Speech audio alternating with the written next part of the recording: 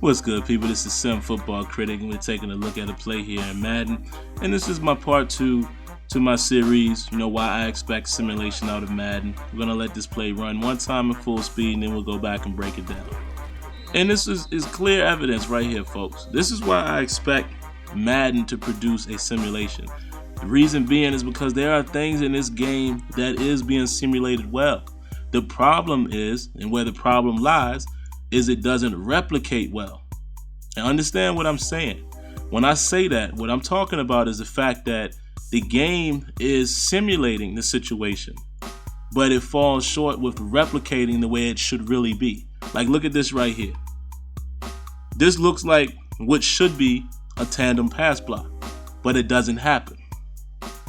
So my question to the devs here would be, it's almost like the AI is recognizing that, hey, we both can block this guy. But right now it seems like Madden has a pass, pass the man to the next man type of mentality. If he gets beat, then you pick up the block. But it seems like it's not programmed right now to where they would commit a tandem pass block. And again, that's what I'm saying, replicating the situation. Things like this need to be addressed. Makes it look a lot better. Now, if you look at Mike Adams here, he's doing what he's supposed to do. Stand in front of his guy. But the biggest problem with the line play right now in Madden Football is it just doesn't look smooth. It's not as fluid, or the fluidity is not really there, or to the level where we all would want it to be. Now, as you take a look at Max Starks here, he's doing a pretty good job. And the mid-92 is trying to get around him, and that looks pretty good. But I still think that it could be done a little better. Now look at Dwyer. He's not even really looking at his guy, and he's just pulled over. And that's a perfect example right there. It's the computer, like the system knows you need to pick up this block, but they don't replicate the situation well. In that situation, Dwyer should have turned and looked at his guy and made a better attempt. You guys understand what I'm trying to say? But as you're going to see here in the secondary, everyone is playing, they're doing what they're supposed to do. Now, it could be argued, is it done right? Can that guy stay in front of Mike Wallace? Of course, the player movement is a little funky. We all know that.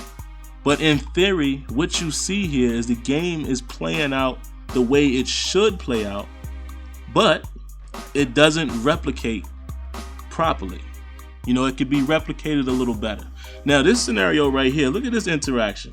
This I can live with. If I was going to Emmanuel Sanders here, he's wide open, and I didn't even see him. But I like the fact that, boom, he breaks right there. The corner is beat. He has to stop, plant, and recover. But he is beat, and this happens in football all the time, so I can live with that. I still want them to get rid of that sliding, when they backpedal. I want to see real player movement, but we all know that. We all have that same argument. But do you guys see what I'm showing you here?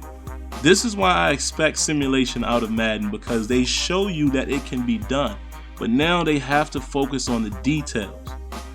Momentum and weight and foot planting and, positioning. All of these things need to matter.